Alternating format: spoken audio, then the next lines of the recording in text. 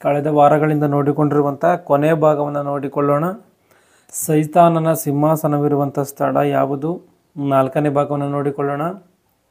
ಮತ್ತೆ ಹೇಳ್ತಾ ಇದ್ದೀನಿ, ಸೈತಾನನ ಸಿಂಹಾಸನವಿರುವ ಸ್ಥಳ ಯಾವುದು? 4ನೇ ಭಾಗ. ಸೈತಾನನ ಸಿಂಹಾಸನ ಎಲ್ಲಿದೆ ಎಂಬುದಾಗಿ ನಾವು ಅರ್ಥ ಮಾಡಿಕೊಂಡಿದ್ದೀವಿ. ಈ ಭೂಮಿ ಮೇಲೆ ಸೈತಾನನ ಸಿಂಹಾಸನ ಇದೆ. ಸೈತಾನನ ಆಳ್ವಿಕೆ ಮಾಡ್ತಾ ಇದ್ದಾನೆ ಎನ್ನುವಂಥದ್ದು ಗೊತ್ತಿದೆ. ಸೈತಾನನ ಆಳ್ವಿಕೆ ಮಾಡ್ತಾ ಇರುವಂಥ ಕಾರಣವೇ ಈ ಪ್ರಪಂಚದಲ್ಲಿರುವಂಥ ಎಲ್ಲ ಮನುಷ್ಯರು ಆತನ ಹತೋಟಿಗೆ ಹೋಗಿದ್ದಾರೆ. ಅಂದರೆ ಪಾಪದಿಂದ ಎಲ್ಲರನ್ನು ವಶಪಡಿಸಿಕೊಂಡಿದ್ದಾನೆ. ಎಲ್ಲ ಮನುಷ್ಯರು ಕೂಡ ದೇವರ ದಾರಿ ಮಾರ್ಗಗಳನ್ನು ಬಿಟ್ಟು ಅನೀತಿ ಮಾರ್ಗಗಳಲ್ಲಿ, ಪಾಪದ ಕಾರ್ಯಗಳಲ್ಲಿ, ಸೈತಾನನ ಕ್ರಿಯೆಗಳಲ್ಲಿ ಪ್ರಪಂಚದಲ್ಲಿರುವಂಥ ಎಲ್ಲರೂ ತೊಡಗಿರುವಂಥದ್ದಕ್ಕೆ ಅವರ ಕ್ರಿಯೆಗಳೇ ಸೈತಾನನ ಸಿಂಹಾಸನವು ಈ ಭೂಮಿಯಲ್ಲಿ ಇದೆ ಎನ್ನುವಂಥದ್ದಕ್ಕೆ ಸಾಕ್ಷಿ.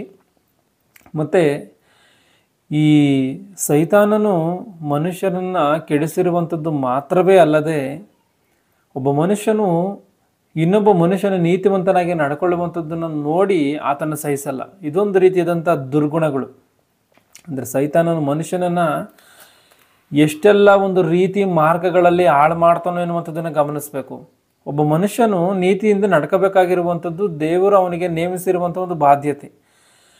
ಆತನ ಅದರಂತೆ ನಡ್ಕೊಳಕ್ಕಾಗ್ದಲೇ ಇದ್ದರೆ, ನನ್ನ ಕೈಲಿ ನಡ್ಕೊಳೋದಕ್ಕಾಗಿಲ್ಲ, ಹೋಗ್ಲಿ ಬಿಟ್ಬಿಡೋಣ, ಒಂದು ವೇಳೆ ಬೇರೆ ಯಾರೋ ನಡ್ಕೊಳ್ಳೋದಾದರೆ ನಡ್ಕೊಳ್ಳಿ, ಅವನಿಗೆ ಒಂದು ವೇಳೆ ಅವ್ನು ನಡ್ಕೊಳ್ಳೋದಕ್ಕೋಸ್ಕರ ಪ್ರೋತ್ಸಾಹಿಸೋಣ ಎನ್ನುವಂಥ ಹೃದಯಗಳು ಮನುಷ್ಯನಲ್ಲಿ ಇಲ್ಲ.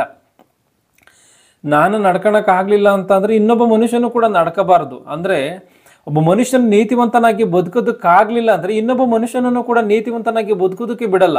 ಇದು ಮನುಷ್ಯನ ದುರ್ಗುಣಗಳು. ಆ ರೀತಿಯಾಗಿ ಸತ್ಯವೇದದಲ್ಲಿ ಈ ವಿಷಯದಲ್ಲಿ ಏನು ಬರೆಯಲ್ಪಟ್ಟೈತೆ ಒಂದು ಸಾರಿ ಪ್ರಕಟಣೆ ಗ್ರಂಥ 11ನೇ ಅಧ್ಯಾಯ 3ನೇ ವಚನದಿಂದ ಗಮನಿಸಿ. ಪ್ರಕಟಣೆ ಗ್ರಂಥ 11ನೇ ಅಧ್ಯಾಯ 3ನೇ ವಚನದಿಂದ, ಇದಲ್ಲದೆ ನನ್ನ 2 ಸಾಕ್ಷಿಗಳು ಗೋಣಿ ತಟ್ಟುಗಳನ್ನು ಹೊದ್ದುಕೊಂಡು 1260 ದಿನಗಳ ತನಕ ಪ್ರವಾದಿಸುವ ಹಾಗೆ ಮಾಡುವೆನು. ಗಮನಿಸಿ ಇಲ್ಲಿ, ಅಂದರೆ ದೇವರು ನನ್ನ 2 ಸಾಕ್ಷಿಗಳು ಎಂಬುದಾಗಿ ಮಾತಾಡ್ತಾ ಇದ್ದಾರೆ. ನನ್ನ 2 ಸಾಕ್ಷಿಗಳು ಎಂಬುದಾಗಿ ದೇವರು ಹೇಳ್ತಾ ಇದ್ದಾರೆ ಅಂದರೆ ಯಾರ ವಿಷಯದಲ್ಲಿ ಹೇಳ್ತಾರೆ? ನೀತಿವಂತರ ವಿಷಯದಲ್ಲಿ ಹೇಳ್ತಾರೆ. ಯಾಕೆಂದರೆ ಇವತ್ತು ಯಾವುದೇ ಒಬ್ಬ ಮನುಷ್ಯನು ಒಬ್ಬ ಕಳ್ಳನನ್ನು ನೋಡಿ ಈತನು ನನ್ನ ತಂದೆ ಅಂತಲೋ, ನನ್ನ ಸಹೋದರ ಅಂತಲೋ, ನನ್ನ ಬಂಧು ಮಿತ್ರರು ಅಂತಲೋ, ಇಲ್ಲ ಈತನು ನನ್ನ ಫ್ರೆಂಡ್ ಅಂತಲೋ ಯಾವ ಮನುಷ್ಯನೂ ಕೂಡ ಹೇಳಲ್ಲ. ಯಾವತ್ತಿದ್ರೂ ಯಾವ ಮನುಷ್ಯನನ್ನು ಒಪ್ಪಿಕೊಳ್ತಾರೆ ಅಂದರೆ ನೀತಿವಂತನಾಗಿದ್ದರೆ, ಒಳ್ಳೆಯವನಾಗಿದ್ದರೆ, ಇವನು ನನ್ನ ಸಹೋದರ, ಇವನು ನನ್ನ ತಂದೆ, ಇಲ್ಲ ನನ್ನ ಮಕ್ಕಳು, ನನ್ನ ಬಂಧು ಮಿತ್ರರು, ಈ ರೀತಿಯಾಗಿ ಹೇಳ್ತಾರೆ ಹೊರತು ಯಾವುದೇ ಕಾರಣಕ್ಕೂ ಅನೀತಿ ಕೆಟ್ಟತನದಿಂದ ನಡ್ಕೊಳ್ಳುವಂಥವ್ರನ್ನ ನೋಡಿ ಇವನು ನನ್ನ ಸಹೋದರ, ಇಲ್ಲ ನನ್ನ ಫ್ರೆಂಡು ಎಂಬುದಾಗಿ ಹೇಳಲ್ಲ. ದೇವರು ಈಗಿರುವಾಗ ಮನುಷ್ಯನು ಈ ರೀತಿಯಾಗಿ ನಡ್ಕೊಳ್ತಾನೆ ಅಂತಂದ್ರೆ ಇವತ್ತು ಯಾವುದೇ ಒಬ್ಬ ನರಮನುಷ್ಯನಾಗಿರುವಂಥ ನಾವೇನೇ ಅನೀತಿ ಮಾರ್ಗದಲ್ಲಿ ಕಳ್ಳರನ್ನ, ದುಷ್ಟರನ್ನ ನಾವೇ ನಮ್ಮವರು ಅಂತೇಳಿ ಒಪ್ಕೊಳ್ಳಲ್ಲ ಅಂತ ಅಂದರೆ ದೇವರು ಯಾವ ರೀತಿಯಾಗಿ ಒಪ್ಕೊಳ್ತಾನೆ? ದೇವರು ಕೂಡ ಒಪ್ಕೊಳ್ಳೋದಕ್ಕೆ ಸಾಧ್ಯ ಇಲ್ಲ. ಈಗ ಇಲ್ಲಿ ದೇವರು ಒಪ್ಕೊಳ್ತಾ ಇದ್ದಾನೆ ಅಂದರೆ ಯಾರ ವಿಷಯದಲ್ಲಿ ದೇವರು ಒಪ್ಕೊಳ್ತಾನೆ? ನೀತಿವಂತರಾಗಿದ್ದರೆ ಮಾತ್ರವೇ ಒಪ್ಕೊಳ್ತಾನೆ ದೇವರು. ಅನೀತಿವಂತರ ವಿಷಯದಲ್ಲಿ ದೇವರು ಒಪ್ಕೊಳ್ಳೋದಿಲ್ಲ. ಈಗ ಇಲ್ಲಿ 3ನೇ ವಚನವನ್ನು ಗಮನಿಸಿ, ಇದಲ್ಲದೆ ನನ್ನ 2 ಸಾಕ್ಷಿಗಳು, ನನ್ನ 2 ಸಾಕ್ಷಿಗಳು ಎಂಬುದಾಗಿ ದೇವರು ನನ್ನ ಎಂಬುದಾಗಿ ಬಳಸ್ತಾ ಇದ್ದಾರೆ. ಅಂದರೆ ದೇವರ ಭಕ್ತರ ವಿಷಯದಲ್ಲಿ ದೇವರು ಮಾತಾಡ್ತಾ ಇದ್ದಾರೆ ಎನ್ನುವಂಥದ್ದು. ಮತ್ತೆ ಈ ಭೂಮಿ ಮೇಲೆ ದೇವರಿಗೋಸ್ಕರ ನೀತಿವಂತರಾಗಿ ಬದುಕಿ ದೇವರ ವಿಷಯದಲ್ಲಿ ಸಾಕ್ಷಿ ಹೇಳಿರುವಂಥವ್ರು ಅಂತೇಳಿ ಖಚಿತವಾಗಿ ಅರ್ಥ ಮಾಡ್ಕೊಳ್ಬೇಕು.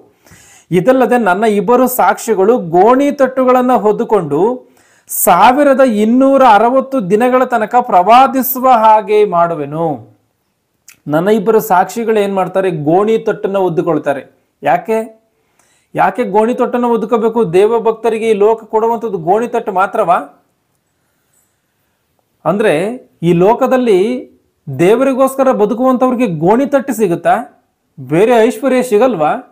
ಗಮನಿಸಿ, ಇಲ್ಲಿ ಏನಿದೆಯೋ ಗೋಣಿ ತೊಟ್ಟನ್ನು ಒದ್ದುಕೊಂಡು 1260 ದಿನಗಳ ತನಕ ಪ್ರವಾದಿಸುವ ಹಾಗೆ ಮಾಡುವೆನು. ಭೂಲೋಕದ ಒಡೆಯನ ಮುಂದೆ ನಿಂತಿರುವ 2 ಎಣ್ಣೆಯ ಮರಗಳು, 2 ದೀಪಸ್ತಂಭಗಳು ಇವರೇ. ಇವರಿಗೆ ಯಾವನಾದರೂ ಕೇಡನ್ನುಂಟು ಮಾಡಬೇಕೆಂದಿದ್ದರೆ ಇವರ ಬಾಯೊಳಗಿಂದ ಬೆಂಕಿ ಹೊರಟು ಇವರ ಶತ್ರುಗಳನ್ನು ದಹಿಸಿ ಬಿಡುವುದು. ಇವರಿಗೆ ಯಾವನಾದರೂ ಕೇಡನ್ನು ಉಂಟು ಮಾಡಬೇಕೆಂದಿದ್ದರೆ ಅವನಿಗೆ ಈ ರೀತಿಯಾಗಿ ಕೊಲೆಯಾಗಬೇಕು. ತಾವು ಪ್ರವಾದಿಸುವ ದಿನಗಳಲ್ಲಿ ಮಳೆ ಬೀಳದಂತೆ ಆಕಾಶವನ್ನು ಮುಚ್ಚುವ ಅಧಿಕಾರ ಇವರಿಗೆ ಉಂಟು. ಇದಲ್ಲದೆ ಇವರಿಗೆ ಇಷ್ಟ ಬಂದಾಗೆಲ್ಲ ನೀರು ರಕ್ತವಾಗುವಂತೆ ಮಾಡುವುದಕ್ಕೂ ಸಕಲ ವಿಧವಾದ ಉಪದ್ರವಗಳಿಂದ ಭೂಮಿಯನ್ನು ಪೀಡಿಸುವುದಕ್ಕೂ ಅಧಿಕಾರ ಉಂಟು. ಈ ದೇವರ ಇಬ್ಬರು ಸಾಕ್ಷಿಗಳಿಗೆ ದೇವರು ಅಧಿಕಾರಗಳನ್ನು ಕೊಡ್ತಾ ಇದ್ದಾರೆ. ಆಕಾಶದಿಂದ ಏನಂತೆ ನೀರು ರಕ್ತವಾಗುವಂತೆ ಮಾಡುವಂಥದ್ದಕ್ಕೆ ಅಧಿಕಾರ ಕೊಡ್ತಾರಂತೆ. ಆಕಾಶದಿಂದ ಬೆಂಕಿ ಬೀಳುವಂತೆ ಮಾಡೋದಕ್ಕೆ ಅಧಿಕಾರವನ್ನು ಕೊಡ್ತಾರಂತೆ. ಅಂದ್ರೆ ಯೆಹೋಶುವನ ಗ್ರಂಥ 10ನೇ ಅಧ್ಯಾಯ 13ನೇ ವಚನದಲ್ಲಿ ಸ್ಪಷ್ಟವಾಗಿ ನಮಗೆ ಅರ್ಥ ಮಾಡಿಕೊಳ್ಬೇಕು.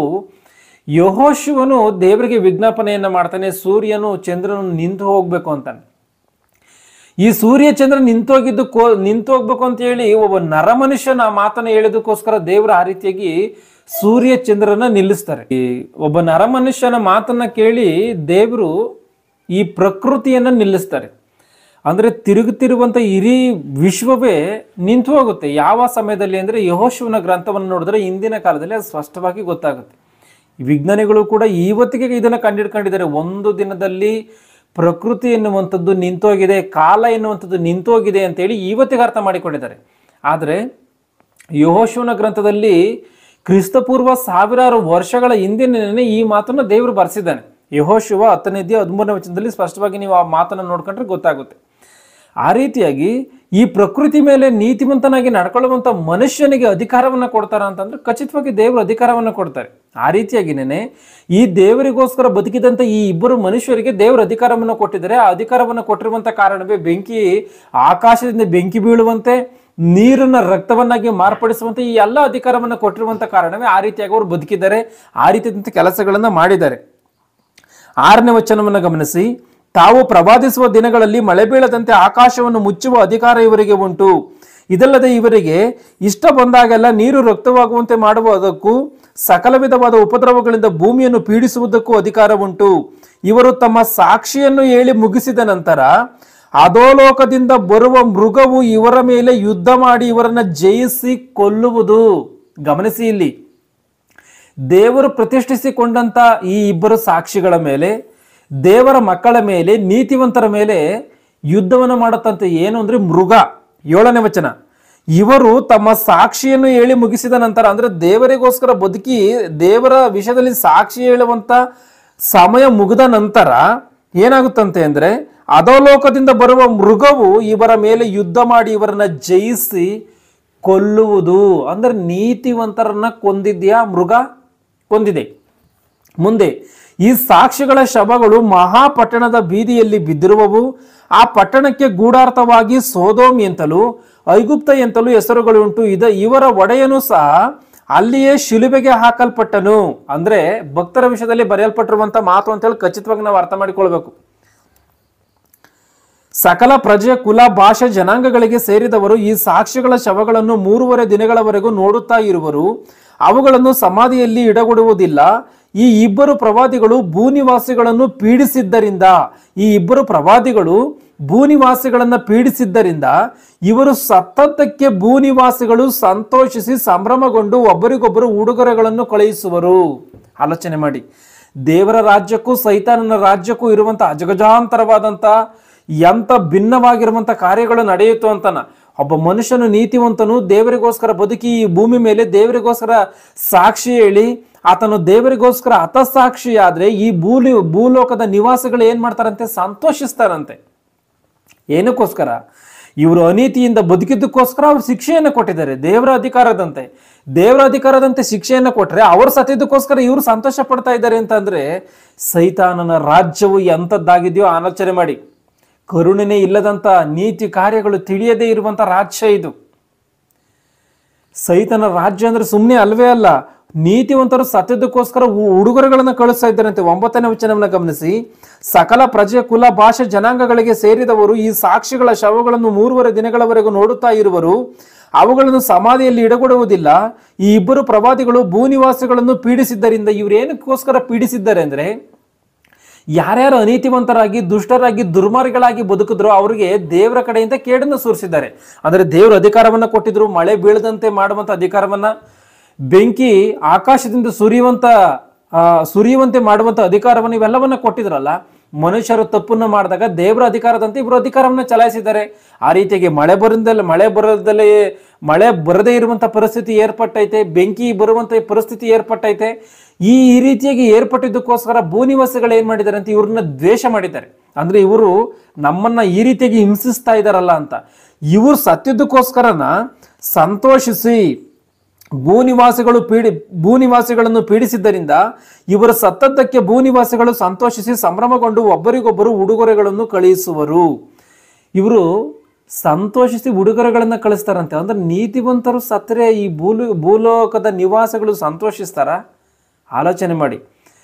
ಯೇಸು ಕ್ರಿಸ್ತನು ಶಿಲ್ಬೆ ಮೇಲೆ ಮರಣವನ್ನು ಹೊಂದಿದಂಥ ಸಮಯದಲ್ಲಿ ಎಷ್ಟೋ ಜನ ನೋಡಿ ಆತನನ್ನ ನಗ್ತಾ ಇದ್ರಂತೆ. ಬೈಬಲಲ್ಲಿ ಆ ಮಾತುಗಳು ಸ್ಪಷ್ಟವಾಗಿ ಕಾಣುತ್ತೆ. ಯೋಹಾನ್ ಸುವಾರ್ತೆಯಲ್ಲಾಗಿರ್ಬೋದು, ಇಲ್ಲೆಲ್ಲ ತೋಲನ್ನ ಅಂದರೆ ನೀನು ಬರಬೇಕಾಗಿರುವಂಥ ಕ್ರಿಸ್ತನಲ್ಲವಾ ಎಂಬುದಾಗಿ, ಒಬ್ಬ ನಿನ್ನನ್ನು ನೀನೇ ರಕ್ಷಣೆ ಮಾಡ್ಕೊಳಕ್ಕೆ ಆಗ್ತಾ ಇಲ್ಲ ಆದ್ರೆ ಇನ್ನೊಬ್ಬರನ್ನ ನೀನು ರಕ್ಷಣೆ ಮಾಡೋದಕ್ಕೆ ಯಾವ ರೀತಿಯಾಗಿ ಶಕ್ತನು ಅಂತ ಹೇಳಿ ಒಬ್ಬ ಅಪಹಾಸ್ಯವನ್ನ ಮಾಡ್ತಾ ಈ ರೀತಿಯಾಗಿ ಮನಸ್ಸು ಬಂದಂಥ ರೀತಿಯಲ್ಲಿ ಮಾತಾಡ್ತಾ ಅವ್ರು ನಗ್ತಾ ಇದ್ರಂತೆ. ಅಂದ್ರೆ ಒಬ್ಬ ಮನುಷ್ಯನು, ಒಬ್ಬ ನೀತಿವಂತನು ಈ ಭೂಮಿ ಮೇಲೆ ದೈವಕುಮಾರನು ಸಾಯ್ತಾ ಇದ್ದಾನೆ ಎನ್ನುವಂಥ ಯಾರಿಗೆ ವೇದನೆಗಳಿದೆ? ಆಲೋಚನೆ ಮಾಡಿ. ಬೆರಳೆಣ್ಕವಷ್ಟು ಜನ ವೇದನೆಗೊಂಡು ಅಳುತ್ತಾ ಇದ್ದಾರೆ. ಆದರೆ ಆ ಯಹೂದ್ಯರು ಶಿಲುಬೆಗೆ ಹಾಕೋದಕ್ಕೆ ಮಾಡಿದಂಥ ಎಲ್ಲ ಪ್ಲಾನ್ಗಳನ್ನ ಇಟ್ಕೊಂಡಂಥ ಜನಗಳೆಲ್ಲ ಏನೇನಿದ್ರು, ಆ ಪರಿಸಯರಾಗಿರ್ಬೋದು, ಇನ್ನೊಬ್ಬರಾಗಿರ್ಬೋದು, ಮತ್ತೊಬ್ಬರಾಗಿರ್ಬೋದು, ಯೇಸು ಕ್ರಿಸ್ತನನ್ನು ದ್ವೇಷ ಮಾಡ್ತಿದ್ದಂಥ ಎಷ್ಟು ಜನ ಇದ್ರೋ ಅವರೆಲ್ಲರೂ ಕೂಡ ಅಪಹಾಸ್ಯ ಮಾಡಿ ನಗ್ತಾ ಇದ್ದಾರೆ. ಪ್ರಕಟಣೆ ಗ್ರಂಥದಲ್ಲೂ ಈ ಮಾತಿದೆ, ನೀತಿವಂತರು ಸತ್ಯದಕ್ಕೋಸ್ಕರ ಭೂನಿವಾಸಿಗಳು ಉಡುಗೊರೆಗಳನ್ನು ಕಳಿಸ್ಕೊಳ್ತಾರಂತೆ. ಇವತ್ತು ನಾವು ಯಾರಿಗೆ ಉಡುಗೊರೆಗಳನ್ನು ಕಳಿಸ್ತೀವಿ? ನಾವು ಸಂತೋಷವಾಗಿದ್ದಂಥ ಸಮಯದಲ್ಲಿ ನಾವು ಯಾರನ್ನ ಬಹಳವಾಗಿ ಇಷ್ಟಪಡ್ತೀವಿ ಅವ್ರಿಗೆ ಉಡುಗೊರೆಗಳನ್ನ ಕೊಡಿಸ್ತೀವಿ, ಪ್ರೆಸೆಂಟೇಷನ್ ಅನ್ನ ಕೊಡ್ತೀವಿ. ನಾವು ಯಾರೋ ಒಂದು ದುಃಖದಲ್ಲಿರುವಂಥ ಸಮಯದಲ್ಲಿ ನಮಗೆ ಇಲ್ದಲೇ ಇರುವಂಥವ್ರಿಗೆ ನಾವು ಪ್ರೆಸೆಂಟೇಷನ್ ಕೊಡ್ತೀವ? ಕೊಡಲ್ಲ. ನಮಗೆ ಸಂತೋಷವಾಗಿರುವಂಥ ಕಾರಣ, ಹುಟ್ಟಿದಬ್ಬ ಎನ್ನುವಂಥ ದಿನ ಬಂದಿರುವಂಥ ಕಾರಣವೋ, ಇಲ್ಲ ಮದುವೆ ದಿನ ಎನ್ನುವಂಥದ್ದು ಬಂದಿರುವಂಥ ಕಾರಣವೋ, ಆ ದಿನ ಸಂತೋಷವಾಗಿರುವಂಥ ಕಾರಣ ನಾವು ಇಷ್ಟಪಟ್ಟಂಥವ್ರಿಗೆ ಉಡುಗೊರೆಗಳನ್ನು ಕೊಡ್ತೀವಿ. ಇಲ್ಲಿ ನೀತಿವಂತರು ಸತ್ಯದಕ್ಕೋಸ್ಕರ ಉಡುಗೊರೆಗಳನ್ನು ಕೊಟ್ಟಾಡ್ಕೊಂಡಿದ್ದಾರಂತೆ. ಅಂದರೆ ಲೋಕವು ಎಷ್ಟರ ಮಟ್ಟಿಗೆ ಪಾಪದ ಕಾರ್ಯದಲ್ಲಿ ಸೈತಾನನ ರಾಜ್ಯದಲ್ಲಿ ಸೇರುವಾಗಿದೆ ಒಂದ್ಸರಿ ಆಲೋಚನೆ ಮಾಡಿ ನೋಡಿ. 11ನೇ ವಚನ, 3 ದಿನಗಳಾದ ಮೇಲೆ ದೇವರಾತ್ಮವು ಬಂದು, ಅಂದ್ರೆ ಇಲ್ಲಿ ಈ ನೀತಿವಂತರನ್ನ ದ್ವೇಷ ಮಾಡುವಂಥ ಮಟ್ಟಿಗೆ, ನೀತಿವಂತರ ಸತ್ತದರೆ ಹಬ್ಬ ಮಾಡುವಂಥ ಮಟ್ಟಿಗೆ ಸೈತಾನನು ಮನುಷ್ಯನ ಮನಸ್ಸಿನಲ್ಲಿ ದೇವರ ಮಾತುಗಳು ಇಲ್ಲದಂತೆ ಸೈತಾನನ ಮಾತುಗಳು ಮಾತ್ರವೇ ಇರುವಂಥ ರೀತಿಯಲ್ಲಿ ಏರ್ಪಾಟ್ ಮಾಡೈತೆ. ಇವತ್ತು ನಾವು ಯಾರಿಗಾದ್ರೂ ಈ ನೀತಿಯ ಮಾತುಗಳನ್ನು ಹೇಳೋದಕ್ಕೆ ಹೋದೋ ಅಂದ್ಕೊಳ್ಳಿ, ಯಾರೂ ಕೇಳಲ್ಲ. ಇದು ಸೈತಾನನ ಬೋಧನೆ ಅಂತಾರೆ, ನಮ್ಮನ್ನೇನೆ ಇದು ದೆವ್ವದ ಬೋಧನೆ ಅಂತಾರೆ, ಇದು ಸರಿ ಇಲ್ಲ ಎಂಬುದಾಗಿ ಹೇಳ್ತಾರೆ, ಈ ಬೋಧನೆ ರಾಂಗ್ ಎಂಬುದಾಗಿ ಹೇಳ್ತಾರೆ ಸ್ಟೈಲಾಗಿ. ಆಲೋಚನೆ ಮಾಡಿ, ಇವರ ಒಳಗಿರುವಂಥದ್ದು ಎಂಥ ಒಂದು ಸೈತಾನನೋ, ಈ ಒಂದು ಸೈತಾನನು ಇವರಲ್ಲಿದ್ದುಕೊಂಡು ಎಂಥ ಒಂದು ಕೆಲಸವನ್ನು ಮಾಡುತ್ತೋ. ಭೂನಿವಾಸಿಗಳು ಈ ಭೂಮಿ ಮೇಲೆ ಯಾವ ನೀತಿವಂತರಿಗೆ ಇನ್ನೂ ಯಾವ ರೀತಿಯಾದಂಥ ಕಷ್ಟಗಳು ಅನುಭವಿಸ್ಬೇಕಾಗುತ್ತೋ ಒಂದ್ಸರಿ ಪ್ರಕಟಣೆ ಗ್ರಂಥ 17:6 ಗಮನಿಸಿ. ಪ್ರಕಟಣೆ ಗ್ರಂಥ 17ನೇ ಅಧ್ಯಾಯ 6ನೇ ವಚನವನ್ನ, ಆ ಸ್ತ್ರೀಯು ದೇವಜನರ ರಕ್ತವನ್ನು ಯೇಸುವಿಗೋಸ್ಕರ ಸಾಕ್ಷಿ ಕೊಟ್ಟು ಹತರಾದವರ ರಕ್ತವನ್ನು ಕುಡಿದು ಮತ್ತಳಾಗಿರುವುದನ್ನ ಕಂಡೆನು. ಈ ಲೋಕದಲ್ಲಿ ದೇವರು ಈ ಲೋಕವನ್ನ ಒಂದು ಸ್ತ್ರೀಗೆ ಹೋಲಿಸಿ ಮಾತಾಡ್ತಾ ಇದ್ದಾರೆ. ಯಾಕೆ ಸ್ತ್ರೀಗೆ ಹೋಲಿಸಿ ಮಾತಾಡ್ತಾರೆ ಅಂದ್ರೆ, ಪ್ರಕಟಣೆ ಗ್ರಂಥದಲ್ಲಿ ಬರೆಯಲ್ಪಟ್ಟಿರುವಂಥ ಮಾತುಗಳೆಲ್ಲವೂ ಕೂಡ ರೂಪಾಲಂಕಾರದಲ್ಲಿ ಬರೆಯಲ್ಪಟ್ಟಿರುವಂಥದ್ದು. ರೂಪಾಲಂಕಾರ ಅಂದ್ರೆ ಏನು ಅಂದ್ರೆ, ಒಂದು ಕಾರ್ಯವನ್ನು ಇನ್ನೊಂದು ಕಾರ್ಯಕ್ಕೆ ಹೋಲಿಸಿ ಮಾತನಾಡುವಂಥದ್ದು. ಆ ರೀತಿಯಾಗಿ ಈ ಇಡೀ ಲೋಕವನ್ನು ಒಂದು ಸ್ತ್ರೀಗೆ ಹೋಲಿಸಿ ಮಾತಾಡ್ತಾ ಇದ್ದಾರೆ. ಏನಕ್ಕೆ ಸ್ತ್ರೀಗೆ ಹೋಲಿಸಿ ಮಾತಾಡ್ತಾರೆ ಅಂದ್ರೆ, ಒಂದು ಸ್ತ್ರೀ ಯಾವ ರೀತಿಯಾಗಿ ಒಬ್ಬ ಗಂಡನ ಜೊತೆಯಲ್ಲಿ ಸರಿಯಾಗಿ ಇರದೇನೆ ಅಕ್ರಮವಾಗಿ ಜೀವಿಸಿ, ಇಲ್ಲ ಇನ್ನೊಬ್ಬನ ಜೊತೆಯಲ್ಲಿ ಜೀವಿಸಿದಾಗ ಯಾವ ರೀತಿಯಾಗಿ ಇರ್ತತೋ ಆ ರೀತಿಯಾಗಿ ಈ ಇಡೀ ಲೋಕವೆಲ್ಲವೂ ಕೂಡ ದೇವರು ಕಷ್ಟಪಟ್ಟು ಈ ಸೃಷ್ಟಿಯನ್ನು ಉಂಟು ಮಾಡಿ ಮನುಷ್ಯನಿಗೆ ಜೀವವನ್ನು ಕೊಟ್ಟು ಪ್ರತಿಯೊಂದು ಕ್ಷಣದಲ್ಲೂ ಕೂಡ ಕಾಪಾಡಿ, ಜೀವ ಹೋಗದಂಥ ರೀತಿಯಲ್ಲಿ ಕಾಪಾಡಿ ನಡೆಸ್ತಾ ಇರುವಂಥ ದೇವರಿಗೆ ವಿಧೇಯನಾಗದಲೇನೆ ಸೈತಾನನ ಮಾತುಗಳಿಗೆ ಒಳಗಾಗಿ ಪಾಪದ ಕಾರ್ಯಗಳನ್ನು ಮಾಡ್ತಾ ಎಷ್ಟೋ ಜನ ನೀತಿವಂತರುಗಳನ್ನ ಕೊಲ್ತಾ ಇರುವಂಥ ಈ ಒಂದು ಕಾರ್ಯವನ್ನು ನೋಡಿ ದೇವರು ಏನ್ ಮಾಡ್ತಾ ಇದ್ದಾರೆ ಅಂದ್ರೆ, ಈ ಸ್ತ್ರೀಗೆ ಹೋಲಿಸಿ ಮಾತಾಡ್ತಾ ಇದ್ದಾರೆ. ಅಂದರೆ ಈ ಲೋಕವನ್ನ ಹೆಣ್ಣಿಗೆ ಹೋಲಿಸಿ ಮಾತಾಡ್ತಾ ಇದ್ದಾರೆ. ಅದೇ ಇಲ್ಲಿರುವಂಥ ಮಾತು. ಆ ಸ್ತ್ರೀಯು ದೇವಜನರ ರಕ್ತವನ್ನ ಅಂದ್ರೆ ಈ ಭೂಮಿ ಮೇಲೆ ಹೇಬೆಲನ್ನು ಮೊದಲುಗೊಂಡು, ಈ ಭೂಮಿ ಮೇಲೆ ಮೊಟ್ಟ ಮೊದಲನೇದಾಗಿ ಮರಣವನ್ನು ಹೊಂದಿದಂತೆ ಹೇಬೆಲನ್ನು ಮೊದಲುಗೊಂಡು ಯೇಸು ಕ್ರಿಸ್ತನ ಎರಡನೇ ಬರುವಿಕೆವರೆಗೂ ಎಷ್ಟು ಜನ ನೀತಿವಂತರು ಸಾಯ್ತಾರಲ್ಲ, ಇವೆಲ್ಲ ಕಾರ್ಯಗಳ ವಿಷಯದಲ್ಲಿ ಇವರೆಲ್ಲನ್ನ ಯಾರು ಕೊಂದಿದ್ದಾರೆ? ಈ ಲೋಕದ ಜನರೇ ಕೊಂದಿದ್ದಾರೆ. ನಾವು ಕಳೆದ ಭಾಗಗಳಲ್ಲಿ ಪ್ರಕಟಣೆ ಗ್ರಂಥದಲ್ಲಿ ನಾವು ಒಂದು ಮಾತನ್ನು ಓದ್ಕೊಂಡು ಪರದೇಶಿಯಲ್ಲಿರುವಂಥವ್ರು ಕೂಗಿಕೊಳ್ತಾ ಇದ್ದಾರೆ ಅಂತನ. ಭೂನಿವಾಸಿಗಳು ನಮ್ಮನ್ನು ಕೊಂದದ್ದಕ್ಕಾಗಿ ನೀನು ಎಷ್ಟು ಕಾಲದವರೆಗೆ ನ್ಯಾಯ ವಿಚಾರಿಸದೆ ಇರ್ತೀಯೇ ಎಂಬುದಾಗಿ. ಏನಕ್ಕೋಸ್ಕರ ಅವರು ಆ ರೀತಿಯಾಗಿ ಕೂಗ್ಕೊಳ್ತಾ ಇದ್ದಾರೆ ಅಂದ್ರೆ ಅವರ ಮಾತಿನಲ್ಲಿ ಒಂದು ಉತ್ತರ ಇದೆ. ಅದೇನು ಅಂದ್ರೆ ಭೂನಿವಾಸಿಗಳು ನಮ್ಮನ್ನ ಕೊಂದದ್ದಕ್ಕಾಗಿ ಅಂತನ. ಅಂದ್ರೆ ಭೂನಿವಾಸಿಗಳು ಕೊಲ್ತಾರ? ಈ ಭೂಮಿ ಮೇಲಿರುವಂಥ ನಿವಾಸಿಗಳು ಈ ಲೋಕದ ಆಲೋಚನೆ ಪ್ರಕಾರವಾಗಿ ಜೀವಿಸ್ತಿಲ್ಲ ಅಂದ್ಕೊಳ್ಳಿ, ಕೊಲ್ತಾರೆ. ಈ ಲೋಕದ ಆಲೋಚನೆ ಪ್ರಕಾರವಾಗಿ ಈ ಲೋಕ ಇಡಿಯಾಗಿ ಜೀವಿಸ್ಲಿಲ್ಲ ಅಂದ್ಕೊಳ್ಳಿ, ದ್ವೇಷ ಮಾಡ್ತಾರೆ. ಈ ರೂಢಿಯಾಗಿ ಈ ಲೋಕದ ರೀತಿಯಲ್ಲಿ ಅಂದ್ರೆ ಎಲ್ಲಾ ಮನುಷ್ಯರು ಯಾವ ರೀತಿಯಾಗಿ ಜೀವಿಸ್ತಾರೋ ಆ ರೀತಿಯಾಗಿ ನಾವು ಜೀವಿಸ್ತಲೇ ಇದ್ರೆ ನಮ್ಮನ್ನ ಭಿನ್ನವಾಗಿ ಕಾಣ್ತಾರೆ, ವ್ಯತ್ಯಾಸವಾಗಿ ನೋಡ್ತಾರೆ. ನಾವು ಅವರಂತೆ ಯಾವಾಗಲೂ ಸಿನಿಮಾ, ಹೆಣ್ಣುಗಳು, ಎಣ್ಣೆ ಈ ರೀತಿಯಾಗಿ ನಾವು ಆ ಕಾರ್ಯದಲ್ಲಿ ಜಾರಿ ಹೋದರೆ ಈ ಲೋಕ ನಮ್ಮನ್ನು ಏನೋ ವ್ಯತ್ಯಾಸವಾಗಿ ಕಾಣಲ್ಲ. ನಮ್ಮನೆ ಇವನು ಒಬ್ಬ ನಮ್ಮನೆ ಎಂಬುದಾಗಿ ಪ್ರೀತಿಯಿಂದ ಕಾಣ್ತದೆ. ಆದರೆ ನಾವೇನಾದರೂ ದೇವರ ಮಾತುಗಳಿಗೆ ಅನುಸಾರವಾಗಿ ಜೀವಿಸೋದಕ್ಕೆ ಹೋದ ಅಂದ್ಕೊಳ್ಳಿ, ಭಯಂಕರವಾದಂಥ ದ್ವೇಷಗಳು ಮಾಡ್ತಾರೆ, ಭಯಂಕರ ರೀತಿಯಲ್ಲಿ ನಮ್ಮನ್ನು ವ್ಯತ್ಯಾಸವಾಗಿ ಕಾಣ್ತಾರೆ. ಏನಕ್ಕೆ ಇದನ್ನು ಮಾಡೋದಕ್ಕೆ ಕಾರಣ ಏನೋ ಗೊತ್ತಾ? ಈ ಭೂಮಿ ಮೇಲೆ ಸೈತಾನನ ಸಿಂಹಾಸನವಿರುವಂಥ ಕಾರಣ. 6ನೇ ವಚನವನ್ನು ಗಮನಿಸಿ.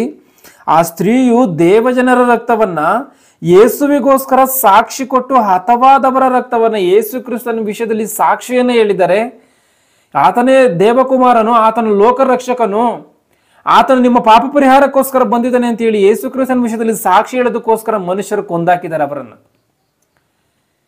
ಸ್ತ್ರೀ ಅಂತ ಹೇಳಿ ಬರೆಯಲ್ಪಟ್ಟಿದ್ದ ಸ್ತ್ರೀ ಕೊಂದಾಕಿದೆ ಅಂತ ಅಲ್ಲ, ಈ ಲೋಕವನ್ನೇ ದೇವರು ಸ್ತ್ರೀಗೆ ಹೋಲಿಸಿ ಮಾತಾಡ್ತಾ ಇದ್ದಾರೆ.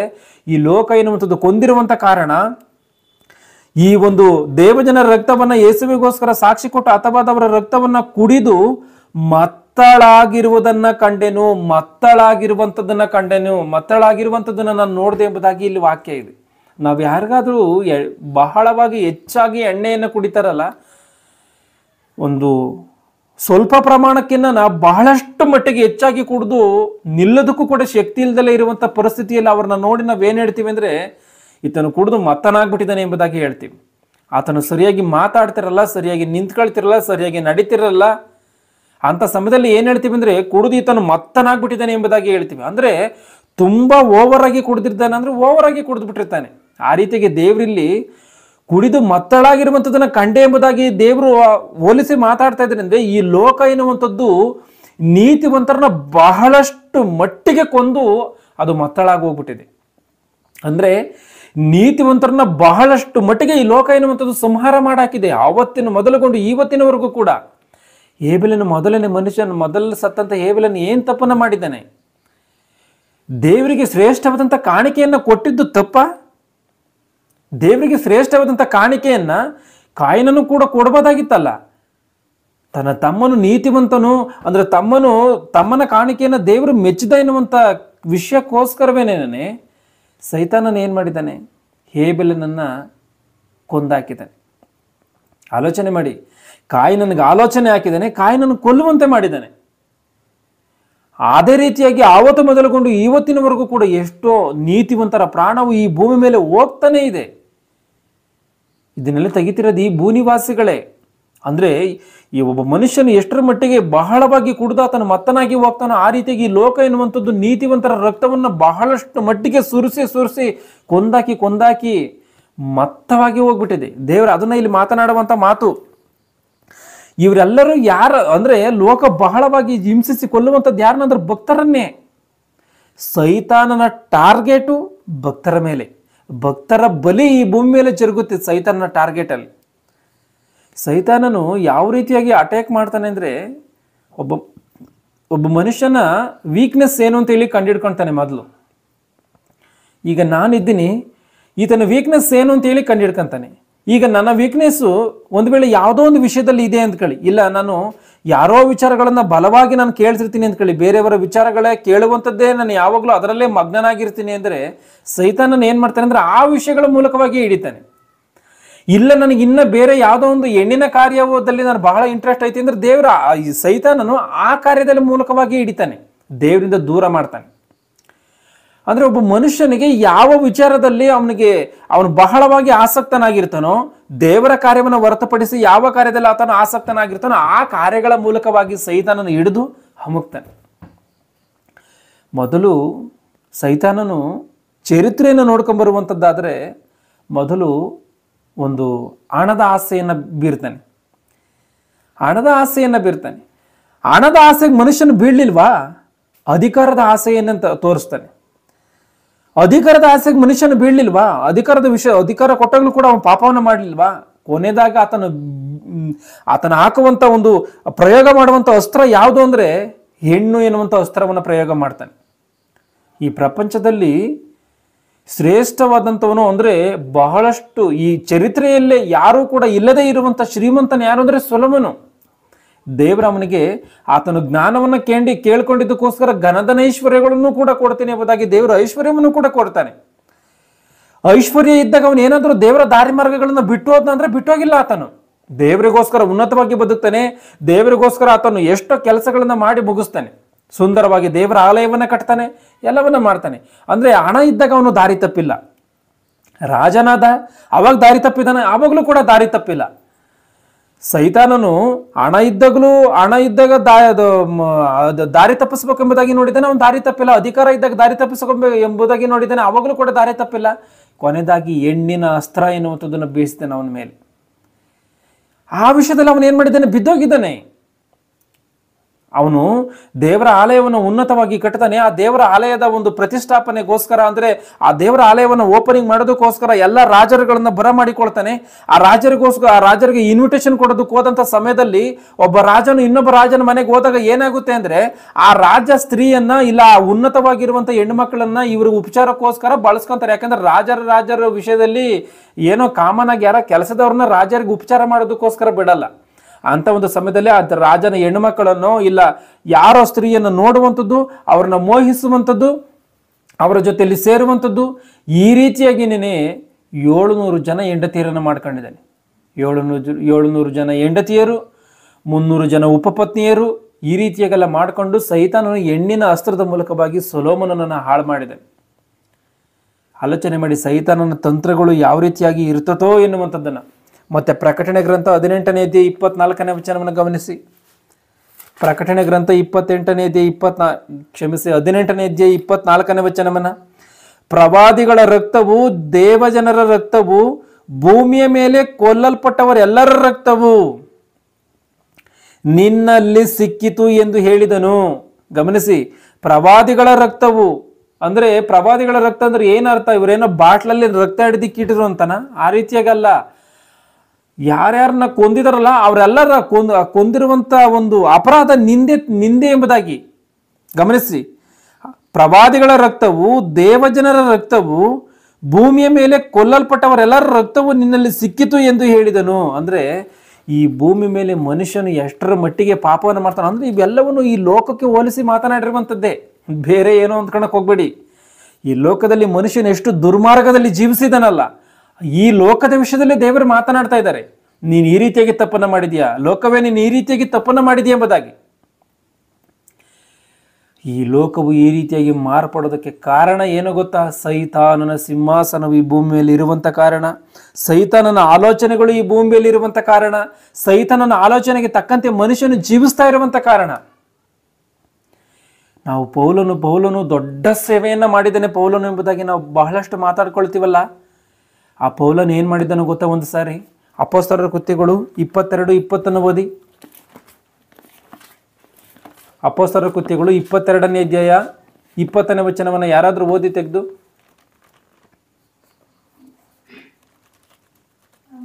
ಮತ್ತು ನಿನ್ನ ಸಾಕ್ಷಿಯಾದ ಸ್ತೆಫನನ ರಕ್ತವು ಚೆಲ್ಲಿಸಲ್ಪಟ್ಟಾಗ ನಾನು ಹತ್ತಿರ ನಿಂತು ಒಪ್ಪಿಕೊಂಡು ಅವರನ್ನು ಕೊಂದವರ ವಸ್ತ್ರಗಳನ್ನು ಕಾಯುತ್ತಿದ್ದೆನಲ್ಲ ಅಂದೆನು. ಸಾಕು. ಇಲ್ಲಿ ಪೌಲನೇ ಮಾತನಾಡುವಂತ ಮಾತನ್ನು ಗಮನಿಸಿ. ನಿನ್ನ ಸಾಕ್ಷಿಯಾದ ಸ್ತೆಫನನ ರಕ್ತವು, ನಿನ್ನ ಸಾಕ್ಷಿಯಾದಂಥ, ಅಂದರೆ ಆತನು ಒಂದು ಸಮಯದಲ್ಲಿ ಏನು ನಡೀತಾ ಇತ್ತೋ ಅದನ್ನು ಹೇಳ್ತಾ ಇದ್ದಾನೆ. ಈತನು ಏನು ಮಾಡಿದಾನೆ ಅದನ್ನು ಹೇಳ್ತಾ ಇದ್ದಾನೆ. 22:20 ನಿನ್ನ ಸಾಕ್ಷಿಯಾದಂಥ ಸ್ಟೆಫನನ ರಕ್ತವು. ಸ್ಟೆಫನನು ದೇವರ ಸಾಕ್ಷಿ, ದೇವರಿಗೋಸ್ಕರ ಆತ ಸಾಕ್ಷಿಯಾದಂಥವನು. ದೇವರ ವಿಷಯದಲ್ಲಿ ಸಾಕ್ಷಿ ಹೇಳ್ತಾನೆ. ಅಪೊಸ್ತಲರ ಕೃತ್ಯಗಳು 7ನೇ ಅಧ್ಯಾಯದಲ್ಲಿ ದೇವರ ವಿಷಯದಲ್ಲಿ ಸಾಕ್ಷಿ ಹೇಳೋದಕ್ಕೋಸ್ಕರ ಕಲ್ಲೆಸೆದು ಕೊಂದು ಬಿಡ್ತಾರೆ ಜನ. ಅದನ್ನೇ ಹೇಳ್ತಾ ಇದ್ದೀನಿ ಇಲ್ಲಿ. ನಿನ್ನ ಸಾಕ್ಷಿಯಾದ ಸ್ಟೆಫನನ ರಕ್ತವು ಚೆಲ್ಲಿಸಲ್ಪಟ್ಟಾಗ ನಾನು ಹತ್ತಿರ ನಿಂತು ಒಪ್ಪಿಕೊಂಡು ಅವನನ್ನು ಕೊಂದವರ ವಸ್ತ್ರಗಳನ್ನು ಕಾಯುತ್ತಿದ್ದೆನಲ್ಲ ಅಂದೆನು. ಪೌಲನ್ ಏನ್ ಮಾಡಿದನು ಅಂತ ಗೊತ್ತಾ? ಒಂದು ಸಮಯದಲ್ಲಿ ಸೌಲನಾಗಿದ್ದಾಗ ಸ್ಟೆಫನನ್ನ ಕೊಲ್ತಾ ಇದ್ದಾನಂತೆ. ಆ ಕೊಂದಿದ್ದಕ್ಕೋಸ್ಕರ ಇವನು ಒಪ್ಕೊಂಡಿದ್ದಾನಂತೆ. ಇವನನ್ನು ಕೊಲ್ಲೇಬೇಕು ಅಂತೇಳಿ ಪೌಲನು ಕೂಡ ಒಪ್ಕೊಂಡು ಆ ಕೊಂದ್ರಲ್ಲ ಅವರ ಬಟ್ಟೆಗಳನ್ನು ಕಾಯ್ತಾ ಇದ್ನಂತೆ. ಈತನನ್ನು ಕೊಂದಾಕ್ರಿ ಅಂತಾನೆ. ಆತನ ಆ ರೀತಿಯಾದಂಥ ದುರ್ಮಾರ್ಗದ ಕಾರ್ಯಗಳನ್ನು, ಅಂದರೆ ದುಷ್ಟ ಕಾರ್ಯಗಳನ್ನು ಮಾಡಿದಾನ. ಕ್ರಿಸ್ತನನ್ನು ಅರಿತುಕೊಳ್ಳುವುದಕ್ಕಿಂತ ಮೊದಲು ಅಂಥ ದುರ್ಮಾರ್ಗದಲ್ಲಿ ಆತನು ಬದುಕಿದ್ದಾನೆ. ಆಲೋಚನೆ ಮಾಡಿ. ಮತ್ತೆ 1 ತಿಮೋಥೆ 1:15 ಗಮನಿಸಿ. ಪೌಲನ ಅದಕ್ಕೋಸ್ಕರವೇ ಏನು ಮಾತನ್ನು ಹೇಳ್ತಾನೋ ನೋಡಿ ಇಲ್ಲಿ. 1 ತಿಮೋಥೆ 1:15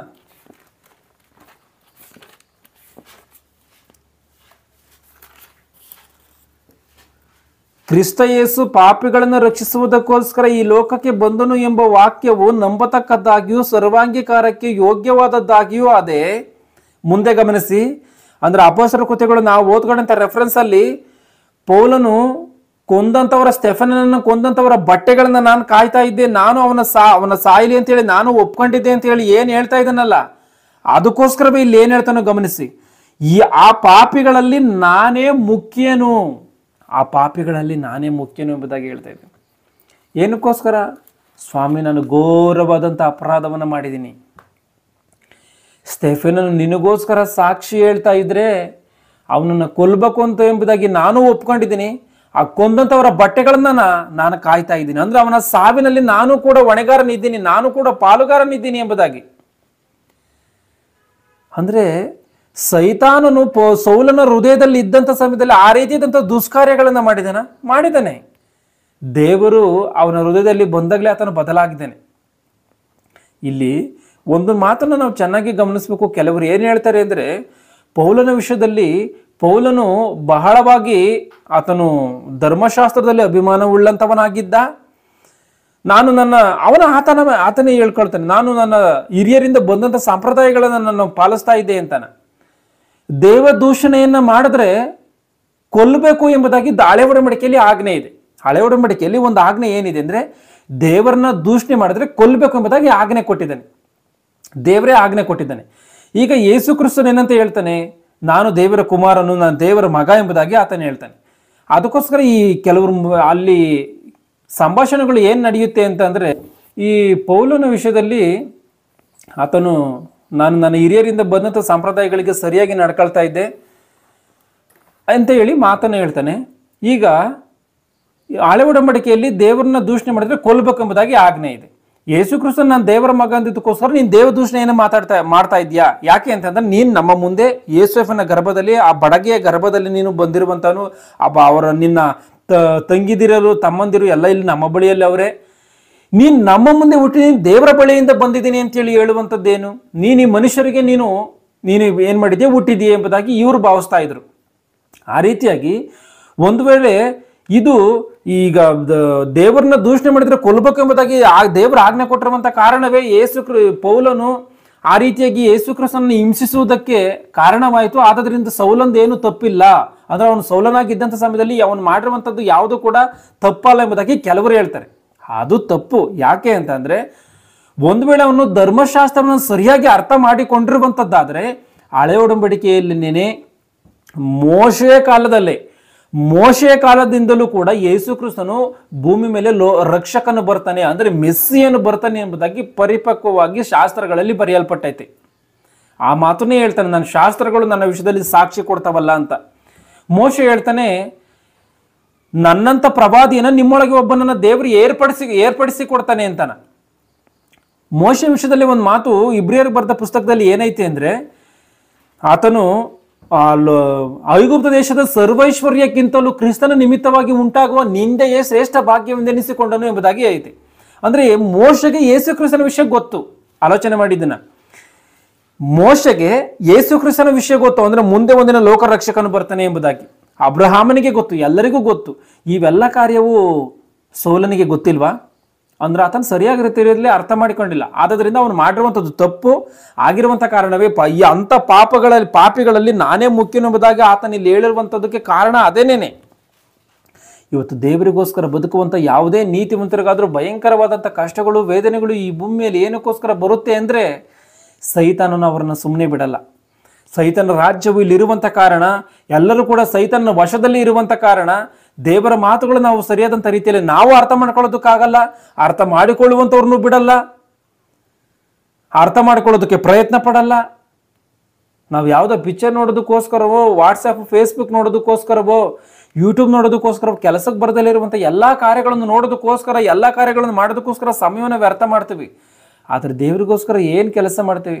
ಒಂದ್ಸಾರಿ ಪ್ರತಿಯೊಬ್ಬ ಮನುಷ್ಯನು ಕೂಡ, ನಾವೆಲ್ಲರೂ ಕೂಡ ನಾವು ರಾತ್ರಿ ಮಲಗುವಂಥ ಸಮಯದಲ್ಲಿ ಒಂದು ಸಾರಿ ಯೋಚನೆ ಮಾಡಬೇಕು. ಬೆಳಗ್ಗೆಯಿಂದ ದೇವರು ಗಾಳಿಯನ್ನು ಕೊಟ್ಟಿದ್ದಾನೆ, ಬೆಳಕನ್ನು ಕೊಟ್ಟಿದ್ದಾನೆ, ತಿನ್ನೋದಕ್ಕೆ ಅನ್ನವನ್ನು ಕೊಟ್ಟಿದ್ದಾನೆ, ಮಳೆ ಸುರಿಯುವಂತೆ ಮಾಡಿದ್ದಾನೆ, ಇವೆಲ್ಲವನ್ನು ಮಾಡಿದ್ದಾನೆ. ಇಷ್ಟೆಲ್ಲ ಉಪಕಾರವನ್ನು ಮಾಡಿದಂಥ ದೇವರಿಗೆ ನಾವು ಪ್ರತ್ಯುಪಕಾರವಾಗಿ ಏನು ಕೆಲಸವನ್ನು ಮಾಡಿದ್ದೀವಿ? ಆತನು ಮಾಡಿದಂಥ ಉಪಕಾರಕ್ಕೆ ನಾವು ಆತನ ಉಪಕಾರವನ್ನು ಮಾಡೋದಕ್ಕೆ ಸಾಧ್ಯ ಇಲ್ಲ. ಆತನು ನಮಗೇನು ಕೊಟ್ಟಿದ್ದಕ್ಕೆ ನಾವು ಆತನಿಗೆ ಏನೋ ಕೊಡೋದಕ್ಕೆ ಸಾಧ್ಯ ಇಲ್ಲ. ಆದರೆ ನಾವು ಮಾಡಬೇಕಾಗಿರುವಂಥದ್ದು ಒಂದೇ, ಆತನ ಕೆಲಸವನ್ನು, ಅಂದರೆ ಆತನ ಮಕ್ಕಳೆಲ್ಲರೂ ಕೂಡ ನರಕಕ್ಕೆ ಹೋಗ್ತಾ ಇದ್ದಾರೆ, ಅದನ್ನು ತಪ್ಪಿಸಿ ಆತನ ಬಳಿಗೆ ಸೇರಿಸುವಂಥ ಕೆಲಸ ಮಾತ್ರವೇ ಈ ಭೂಮಿ ಮೇಲೆ ನಾವು ಮಾಡ್ಬೋದೇ ಹೊರತು ದೇವರಿಗೆ ನಾವು ಏನು ಕೊಡೋದಕ್ಕೆ ಸಾಧ್ಯ ಇಲ್ಲ. ದೇವರು ನಮಗೆ ಕೊಟ್ಟಂಥ ರೀತಿಯಲ್ಲಿ ನಾವೇನು ಕೊಡೋದಕ್ಕೆ ಸಾಧ್ಯ ಇಲ್ಲ. ಆ ರೀತಿಯಾಗಿ ಆ ದೇವರಿಗೋಸ್ಕರ ಏನು ಕೆಲಸವನ್ನು ಮಾಡಿದ್ದೀವಿ ಇವತ್ತು ಎಂಬುದಾಗಿ ನಾವು ಒಂದು ಸಾರಿ ಆಲೋಚನೆ ಮಾಡಿದ್ರೆ ಉಳಿಯುವಂಥದ್ದು 0 ಅಷ್ಟೇ, ಏನು ಉಳಿಯಲ್ಲ. ಯಾಕೆಂದರೆ ಈ ಲೋಕರೂಢಿಯಾಗಿ ಆಲೋಚನೆಗಳು, ಲೋಕರೂಢಿಯಾಗಿ ನಡವಳಿಕೆಗಳು, ಲೋಕರೂಢಿಯಾಗಿ ಮಾತುಗಳು, ಕ್ರಿಯೆಗಳು ಎಲ್ಲವೂ ಕೂಡ ಅದೇ. ಆಲೋಚನೆ ಮಾಡಿ, ಒಂದು ವೇಳೆ ನಾವು ಪಾಪದಲ್ಲಿ ಇದ್ದಂಥ ಸಮಯದಲ್ಲಿ ಒಂದು ವೇಳೆ ಸತ್ತರೆ ನರಕವು ಗ್ಯಾರಂಟಿ. ಇವತ್ತು ನಾವು ಈಗೆಲ್ಲ ನಾವು ನೀತಿ ಕೆಲಸವನ್ನು ಮಾಡ್ತಾ ಇದ್ದೀವಿ. ಇವಾಗ ಈ ಕ್ಷಣದಲ್ಲಿ ನಾವೆಲ್ಲರೂ ಸತ್ತರೆ ನಮಗೆ ಪರದೇಸಿ ಎನ್ನುವಂಥದ್ದು ಐತೆ. ಆದರೆ ನಾವೊಂದು ಸಮಯದಲ್ಲಿ ಈ ಮೀಟಿಂಗ್ ಮುಗಿದ ತಕ್ಷಣ ನಾವು ಬೇರೆ ಬೇರೆ ಕಾರ್ಯಗಳಿಗೆ ಹೊರಟೋಗ್ಬಿಡ್ತೀವಿ. ಒಬ್ಬರು ಫೇಸ್ಬುಕ್ಕು, ವಾಟ್ಸಪ್ಪು, ಇನ್ನೊಂದು ಮತ್ತೊಂದು ಏನೋ ಲೋಕದ ಕಾರ್ಯಗಳಲ್ಲಿ ಜಾರ್ತೀವಿ. ಆ ಜಾರದಂಥ ಸಮಯದಲ್ಲಿ ಪ್ರಾಣ ಹೋಯ್ತು ಅಂದ್ಕೊಳ್ಳಿ, ಯಾವುದಕ್ಕೂ ಪ್ರಯೋಜನಕ್ಕೆ ಬರಲ್ಲ. ಆದ್ದರಿಂದ ಆ ದೇವರು ಏನೋ ಕರುಣಾಮಯನಾಗಿ ಇಷ್ಟೆಲ್ಲವನ್ನು ಕೊಟ್ಟು ಕಾಪಾಡಿ ನಡೆಸ್ತಾ ಇದ್ದಾನೆ ಅಂದರೆ ಯಾವುದೇ ಕಾರಣಕ್ಕೂ ಕೂಡ ಇದನ್ನು ಲೇಸಿಯಾಗಿ ತೆಗೆದುಕೊಂಡು ಆ ದೇವರಿಂದ ದೂರ ಆಗಕ್ಕೆ ಹೋಗ್ಬಾರ್ದು. ಆ ದೇವ್ರನ್ನ ಒಂದ್ಸರಿ ನಾವು ನ್ಯಾಯ ರೀತಿಯಾಗಿ ಯೋಚನೆ ಮಾಡ್ತಾ ದೇವ್ರು ಇಷ್ಟೆಲ್ಲ ಮಾಡಿದ್ದಾನೆ, ನಾವು ದೇವ್ರಿಗೋಸ್ಕರ ಏನು ಮಾಡಿದ್ದೀವಿ ಅಂತೇಳಿ ಅಳತೆ ಮಾಡಿಕೊಂಡು ಒಂದು ದಿನಕ್ಕೊಂದು ಸ್ವಲ್ಪನಾದರೂ ನಮ್ಮ ಕೈಯಲ್ಲಿ ಆದಷ್ಟು ಮಟ್ಟಿಗಾದರೂ ದೇವರ ಕೆಲಸವನ್ನು ಮಾಡಬೇಕು ಎನ್ನುವಂಥದ್ದು ನನ್ನ ಮಾತಿನ ಅರ್ಥ. ಆಲೋಚನೆ ಮಾಡಿ ನಾನು ಹೇಳಿದಂಥ ಮಾತನ್ನು. ಇಲ್ಲಿ ಯೇಸು ಕ್ರಿಸ್ತನ ವಿಷಯದಲ್ಲಿ ಎಷ್ಟೋ ಜನ ಸಾಕ್ಷಿಗಳನ್ನು ಹೇಳಿದ್ದಾರೆ, ಹತಸಾಕ್ಷಿಗಳಾಗಿ ಮಾರ್ಪಟ್ಟಿದ್ದಾರೆ. ಎಷ್ಟೋ ಜನ ಸಾಯೋದಕ್ಕೆ ಮುಂದಾಗಿದ್ದಾರೆ ಹೊರತು ದೇವ್ರನ್ನ ಕಳ್ಕೊಳೋದಕ್ಕೋಸ್ಕರ ಮುಂದಾಗಿಲ್ಲ. ಇದರಲ್ಲಿ ಇಬ್ರಿಯರಿಗೆ ಬರೆದ ಪುಸ್ತಕದಲ್ಲಿ ಒಂದು ಮಾತಿದೆ, ಅದನ್ನು ಗಮನಿಸಿ. 11ನೇ ಅಧ್ಯಾಯ 32ನೇ ವಚನಗಳಲ್ಲಿ, ಇಬ್ರಿಯರಿಗೆ ಬರೆದ ಪುಸ್ತಕ 11ನೇ ಅಧ್ಯಾಯ. ಇನ್ನು ಏನು ಹೇಳಬೇಕು? ಗಿಡಿಯೋನ್, ಬಾರಾಕ್, ಸಂಸೋನ್, ಯೆಫ್ತಾ, ದಾವೀದ್, ಸಮುವೇಲ್ ಎಂಬುವವರ ವೃತ್ತಾಂತವನ್ನು ಪ್ರವಾದಿಗಳ ವೃತ್ತಾಂತವನ್ನು ವಿವರವಾಗಿ ಹೇಳಬೇಕಾದರೆ ನನಗೆ ಸಮಯ ಸಾಲದು. ನಂಬಿಕೆಯ ಮೂಲಕ ಅವರು ರಾಜ್ಯಗಳನ್ನು ಸ್ವಾಧೀನ ಮಾಡಿಕೊಂಡರು, ನೀತಿಯನ್ನು ನಡೆಸಿದರು, ವಾಗ್ದಾನಗಳನ್ನು ಪಡಕೊಂಡರು, ಸಿಂಹಗಳ ಬಾಯಿ ಕಟ್ಟಿದರು, ಬೆಂಕಿಯ ಬಲವನ್ನು ಆರಿಸಿದರು, ಕತ್ತಿಯ ಬಾಯಿಗೆ ತಪ್ಪಿಸಿಕೊಂಡರು, ನಿರ್ಬಲರಾಗಿದ್ದು ಬಲಿಷ್ಠರಾದರು, ಯುದ್ಧದಲ್ಲಿ ಪರಾಕ್ರಮಶಾಲಿಗಳಾದರು, ಪರರ ದಂಡುಗಳನ್ನು ಓಡಿಸಿ ಬಿಟ್ಟರು. ಸ್ತ್ರೀಯರು ಸತ್ತು ಹೋಗಿದ್ದ ತಮ್ಮವರನ್ನು ಪುನರುತ್ಥಾನದಿಂದ ತಿರುಗಿ ಹೊಂದಿದರು. ಕೆಲವರು ತಾವು ಯಾತನೆಯ ಯಂತ್ರಕ್ಕೆ ಕಟ್ಟಲ್ಪಟ್ಟಾಗ ಶ್ರೇಷ್ಠ ಪುನರುತ್ಥಾನವನ್ನು ಹೊಂದುವುದಕ್ಕೋಸ್ಕರ ಬಿಡುಗಡೆ ಬೇಡವೆಂದು ಹೇಳಿ ಮುರಿಸಿಕೊಂಡು ಸತ್ತರು. 35ನೇ ವಚನವನ್ನು ಗಮನಿಸಿ. ಇಬ್ರಿಯರಿಗೆ ಬರೆದ ಪುಸ್ತಕ 11ನೇ ಅಧ್ಯಾಯ 35ನೇ ವಚನವನ್ನ, ಸ್ತ್ರೀಯರು ಸತ್ತು ಹೋಗಿದ್ದ ತಮ್ಮವರನ್ನ ಪುನರುತ್ಥಾನದಿಂದ ತಿರುಗಿ ಹೊಂದಿದರು. ಕೆಲವರು ತಾವು ಯಾತನೆಯ ಯಂತ್ರಕ್ಕೆ ಕಟ್ಟಲ್ಪಟ್ಟಾಗ, ಯಾತನೆಯ ಯಂತ್ರಕ್ಕೆ ಅಂದ್ರೆ ಒಂದು ಸಮಯದಲ್ಲಿ ನೋಡಿ, ಮನುಷ್ಯನಿಗೆ ಹಿಂಸೆ ಕೊಡೋದಕ್ಕೂ ಕೂಡ ಒಂದು ಯಂತ್ರವನ್ನು ರೆಡಿ ಮಾಡ್ಕೊಂಡಿದ್ದಾರೆ ಅಂತೆ. ಆ ಯಂತ್ರಕ್ಕೆ ಕಟ್ಟಲ್ಪಟ್ಟಿದ್ದಂಥ ಸಮಯದಲ್ಲಿ ಶ್ರೇಷ್ಠ ಪುನರುತ್ಥಾನವನ್ನು ಹೊಂದುವುದಕ್ಕೋಸ್ಕರ, ಶ್ರೇಷ್ಠವಾದಂಥ ಪುನರುತ್ಥಾನವನ್ನು ಹೊಂದುವುದಕ್ಕೋಸ್ಕರ, ಅಂದರೆ ಶ್ರೇಷ್ಠವಾದಂಥ ಪುನರುತ್ಥಾನ ಯಾವಾಗ ಆಗುತ್ತೆ? ನಾವೆಲ್ಲರೂ ಕೂಡ ಈ ಭೂಮಿ ಮೇಲೆ ದೇವರಿಗೋಸ್ಕರ ಬದುಕಿ ಸತ್ರೆ ಶ್ರೇಷ್ಠವಾದಂಥ ಪುನರುತ್ಥಾನ ಆಗುತ್ತೆ. ನಾವು ಒಂದು ವೇಳೆ ದೇವರಿಗೋಸ್ಕರ ಬದುಕದಲ್ಲೇ ಇದ್ರೆ ಅವಾಗಲೂ ಪುನರುತ್ಥಾನ ಆಗುತ್ತೆ, ಆದರೆ ನಿತ್ಯ ಶಿಕ್ಷೆಗೆ ಹೋಗ್ಬೇಕಾಗುತ್ತೆ. ಆದರೆ ಶ್ರೇಷ್ಠವಾದಂಥ ಶ್ರೇಷ್ಠ ಪುನರುತ್ಥಾನವನ್ನು ಹೊಂದುವುದಕ್ಕೋಸ್ಕರ ಬಿಡುಗಡೆ ಬೇಡವೆಂದು ಹೇಳಿ ಮುರಿಸಿಕೊಂಡು ಸತ್ತರು. ಬಿಡುಗಡೆ ಬೇಡ ಎಂಬುದಾಗಿ ಹೇಳಿ ಮುರಿಸಿಕೊಂಡು ಸತ್ತೋಗಿದ್ದಾರೆ. ಆಲೋಚನೆ ಮಾಡಿ, ಭಕ್ತರು ಯಾವ ರೀತಿಯಾಗಿ ಬದುಕಿದರೋ ಅಂತನ. ಈ ಲೋಕದಲ್ಲಿ ಏನೋ ಕಷ್ಟಗಳು ಬಂದರೆ ನಾವು ದೇವರ ದಾರಿ ಮಾರ್ಗಗಳಲ್ಲಿ ನಿಲ್ಲಲ್ಲ. ನಾವು ಕಷ್ಟ ಬಂತು ಅಂದ್ಕೊಳ್ಳಿ, ಏನಕ್ಕೋಸ್ಕರ ಚರ್ಚಿಗೆ ಹೋಗ್ಬೇಕು, ಏನಕ್ಕೋಸ್ಕರ ಬೈಬಲ್ನ ಓದಬೇಕು, ಏನಕ್ಕೋಸ್ಕರ ಪ್ರಾರ್ಥನೆ ಮಾಡಬೇಕು, ನಾವು ಲೋಕ ರೀಡಿಯಾಗಿ ಬದುಕಬಹುದಲ್ಲ ಎಂಬುದಾಗಿ ನಾವು ಆಲೋಚನೆ ಬಂದ್ಬಿಡ್ತತೆ. ಯಾಕಂದ್ರೆ ಸೈತಾನನಿಗೆ ತಕ್ಕ ಸಮಯ ಅದು ಆಲೋಚನೆ ಹಾಕೋದಕ್ಕೆ. ಕಷ್ಟಕಾಲ ಬಂತ ಸೈತಾನನ ಆಲೋಚನೆ ಆಗ್ತಾನೆ. ಆ ಆಲೋಚನೆಗೆ ಜಾಗ ಕೊಟ್ಟು ಒಂದು ವೇಳೆ ನಾವು ದೇವರಿಂದ ದೂರ ಆದ್ವಾ ವ್ಯರ್ಥವಾಗಿ ಹೋಗ್ತೀವಿ. ಇಲ್ಲೇನಿದೆ ಅಂದರೆ ಯಾತನ ಎಂತಕ್ಕೆ ಕಟ್ಟಲ್ಪಟ್ಟಂಥ ಸಮಯದಲ್ಲಿ ಶ್ರೇಷ್ಠವಾದಂಥ ಪುನರುತ್ಥಾನವನ್ನು ಹೊಂದಬೇಕು, ನಾವು ದೇವರ ಬಳಿಗೆ ಸೇರಬೇಕು, ನಾವು ನಿತ್ಯ ಪರಲೋಕ ರಾಜ್ಯದಲ್ಲಿ ನಾವು ಇರಬೇಕು, ನಿತ್ಯ ಲೋಕವನ್ನು ಸೇರಬೇಕು ಎಂಬುದಾಗಿ ಆಲೋಚನೆ ಮಾಡಿಕೊಂಡು ನಮ್ಮನಿಗೆ ಬಿಡುಗಡೆ ಬೇಡ ಅಂತ ಹೇಳಿ ಮುರಿಸಿಕೊಂಡು ಸತ್ತೋಗಿದ್ದಾರಂತೆ. ಅಂದರೆ ದೇವರ ವಿಷಯದಲ್ಲಿ ದೇವರ ಒಂದು ನೀತಿವಂತರಿಗೆ, ದೇವರ ಕಾರ್ಯಗಳನ್ನು ಮಾಡುವಂಥ ನೀತಿವಂತರಿಗೆ ಬರುವಂಥ ಸಾವು ಬಹಳಷ್ಟು ಶ್ರೇಷ್ಠವಾದಂಥದ್ದು. ಈ ಲೋಕದಲ್ಲಿ ನಾವೆಲ್ಲರ ಒಂದು ದಿನ ಸಾಯಲೇಬೇಕು. ಲೋಕರೂಢಿಯಾಗಿ ಬದುಕಿದ್ರು, ದೇವರಿಗೋಸ್ಕರ ಬದುಕಿದ್ರು ನಾವು ಒಂದಿನ ಸಾಯುವಂಥದ್ದಂತೂ ಖಚಿತ. ಈ ಲೋಕದಲ್ಲಿ ಏನು ತೆಗೆದುಕೊಂಡು ಬಂದಿಲ್ಲ, ಏನು ಕೂಡ ತೆಗೆದುಕೊಂಡು ಹೋಗೋದಕ್ಕೆ ಸಾಧ್ಯ ಇಲ್ಲವೇ ಇಲ್ಲ. ಆದರೆ ಈ ಭೂಮಿ ಮೇಲೆ ದೇವರಿಗೋಸ್ಕರ ಬದುಕಬೇಕು ಎನ್ನುವಂಥದ್ದನ್ನು ನಾವು ಸರಿಯಾದಂಥ ರೀತಿಯಲ್ಲಿ ಅರ್ಥ ಮಾಡಿಕೊಂಡು ಇನ್ಮೇಲೆ ಅದು ನಮ್ಮ ಬದುಕುಗಳನ್ನು ನಾವು ಬದಲಾಯಿಸಿಕೊಳ್ಳಲೇಬೇಕು. ಯಾಕೆ ಅಂತಂದರೆ ಇವತ್ತು ಸತ್ಯ ಎನ್ನುವಂಥದ್ದನ್ನು ನಾವೆಲ್ಲರೂ ಕೂಡ ಅರ್ಥ ಮಾಡಿಕೊಂಡಿದ್ವಿ. ಅಜ್ಞಾನ ಅಲ್ಲ, ಇದು ಜ್ಞಾನ. ಇದು ಇವತ್ತಿನವರೆಗೆ ಬೈಬಲನ್ನು ಹಿಡಿದುಕೊಂಡಿದ್ರು ಕೂಡ ಅಜ್ಞಾನಿಗಳಾಗಿ ಬದುಕಿದ್ವಿ. ಇವತ್ತಿನವರೆಗೂ ಕೂಡ ಮಹಾಜ್ಞಾನ ಗ್ರಂಥವನ್ನು ಕೈಯಲ್ಲಿ ಹಿಡಿದುಕೊಂಡ್ರು ಕೂಡ ಮಹಾ ಅಜ್ಞಾನಿಗಳಾಗಿ ಜೀವಿಸಿದ್ದೀವಿ. ಏನು ಎನ್ನುವಂಥದ್ದು ರೀತಿಯಲ್ಲಿ ಅರ್ಥ ಮಾಡಿಕೊಳ್ಳದೆ, ದೇವರು ಅಂದ್ರೆ ಏನೋ ತಿಳ್ಕೊಳ್ಳದೆ, ಯೇಸು ಕ್ರಿಸ್ತನ್ ಯಾರೋ ತಿಳ್ಕೊಳ್ಳದೆ, ಬೈಬಲ್ ಅಂದ್ರೆ ಏನೋ ತಿಳ್ಕೊಳ್ಳದೆ, ನಮ್ಮ ಜೀವಿತ ಪರಮಾರ್ಥ ಏನು ಎನ್ನುವಂಥದ್ದನ್ನು ಅರ್ಥ ಮಾಡಿಕೊಳ್ಳದೆ ನಮ್ಮ ಆಯುಷ್ ಕಾಲವನ್ನು, ನಮ್ಮ ಜೀವಿತ ಕಾಲವನ್ನು ಇವತ್ತಿನವರೆಗೂ ಕೂಡ ವ್ಯರ್ಥ ಮಾಡಿಕೊಂಡಿದ್ದೀವಿ. ಆದರೆ ಇನ್ನು ಮುಂದೆ ಅದನ್ನು ನಾವು ಬದಲಾಯಿಸ್ಕೊಂಡು ನಾವು ಮಲ್ಕೊಳ್ಳುವಂಥ ಸಮಯದಲ್ಲಿ ಒಂದು ದಿನ ಆದರೂ ಆಲೋಚನೆ ಮಾಡ್ತಾ ಏನು ದೇವರಿಗೋಸ್ಕರ ಇವತ್ತು ಕೆಲಸವನ್ನು ಮಾಡಿದ್ದೀವಿ ಅಂತ ಹೇಳಿ ಆಲೋಚನೆ ಮಾಡಿಕೊಂಡು ಒಂದು ವೇಳೆ ಇವತ್ತು ಮಾಡಲಿಲ್ಲ ಅಂದರೆ ಇವತ್ತಿಗೆ ಹೋಗಲಿ, ನಾಳೆಯಿಂದನಾದ್ರೂ ನಾವು ದೇವರಿಗೋಸ್ಕರ ಕೆಲಸವನ್ನು ಮಾಡುವಂಥ ಸ್ವಲ್ಪವೇ ಆಗಿರಲಿ ಅಥವಾ ಜಾಸ್ತಿಯೇ ಆಗಿರಲಿ ಅದನ್ನು ಅರ್ಥ ಮಾಡಿಕೊಂಡು ದೇವರ ಕೆಲಸವನ್ನು ಮಾಡಬೇಕು ಇರುವಂಥದ್ದನ್ನು ಖಚಿತವಾಗಿ ನಾವು ಅರ್ಥ ಮಾಡಿಕೊಳ್ಬೇಕು.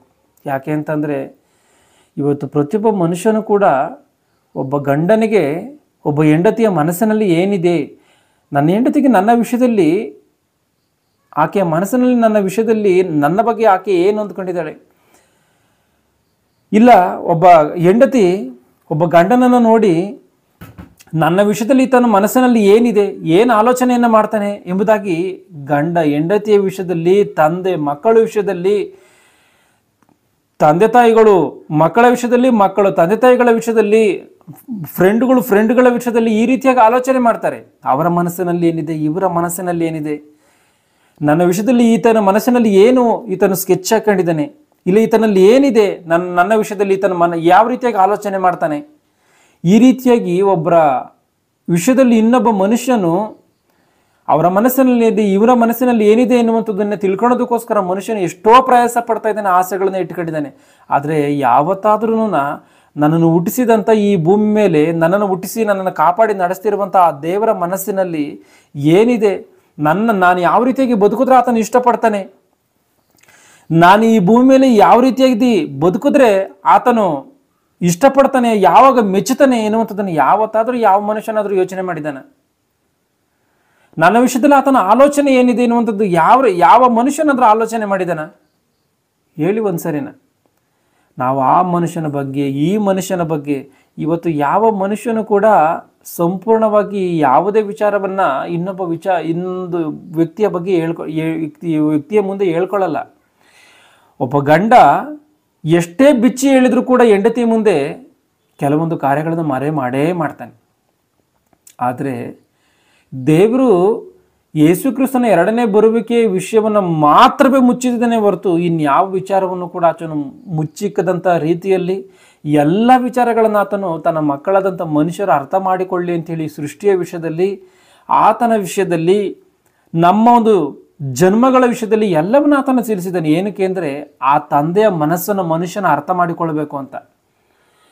ನಾವಿವತ್ತು ಆ ಸರ್ವೇಶ್ವರನ ಮನಸ್ಸನ್ನು ನಾವು ಅರ್ಥ ಮಾಡಿಕೊಳ್ಳದೆ ಯಾರೋ ನಮ್ಮ ಎದುರುಗಡೆಗೆ ಕಾಣುವಂಥ ಮನುಷ್ಯರ ಮನಸ್ಸಿನಲ್ಲಿ ಏನಿದೆ ಅಂತ ಹೇಳಿ ನಾವು ಹುಡುಕಿ ಅದನ್ನು ತಿಳ್ಕೊಳೋದಕ್ಕೋಸ್ಕರ ನಾವು ಪ್ರಯತ್ನ ಪಡ್ತಾ ಇದ್ದೀವಿ. ಸಾಕು, ಇದು ವ್ಯರ್ಥವಾದಂಥ ಜೀವಿತ. ಇದರಿಂದ ಬರುವಂಥ ಪ್ರಯೋಜನ ಏನೂ ಇಲ್ಲ. ಆ ದೇವರ ಮನಸ್ಸನ್ನು ಅರ್ಥ ಮಾಡಿಕೊಂಡು ಆ ದೇವರಿಗೋಸ್ಕರ ಬದುಕುವಂಥವ್ರು ಆಗಿರೋಣ ಎನ್ನುವಂಥ ಒಂದು ಆಶಯವನ್ನು ವ್ಯಕ್ತಪಡಿಸ್ತಾ ಎಲ್ಲರ ಕಣ್ಣುಗಳನ್ನು ಮುಚ್ಚಿ ಪ್ರಾರ್ಥನೆಯನ್ನು ಮಾಡ್ತೀನಿ. ನಮ್ಮನ್ನು ಬಹಳವಾಗಿ ಪ್ರೀತಿ ಮಾಡುವಂಥ ಮಹಾಶಕ್ತನಾಗಿರುವಂಥ ತಂದೆ, ನಿನ್ನ ನಾಮಕ್ಕೆ ಮಹಿಮೆ ಆಗಲಿ. ತಂದೆ, ಈ ಭೂಮಿ ಮೇಲೆ ನೀತಿವಂತರಿಗೆ ಬರುವಂಥ ಕಷ್ಟಗಳು ಯಾವ ರೀತಿಯಾಗಿ ಇರುತ್ತೋ ಎನ್ನುವಂಥದ್ದನ್ನು ನಾವು ನೋಡಿಕೊಂಡಿದ್ದೀವಿ.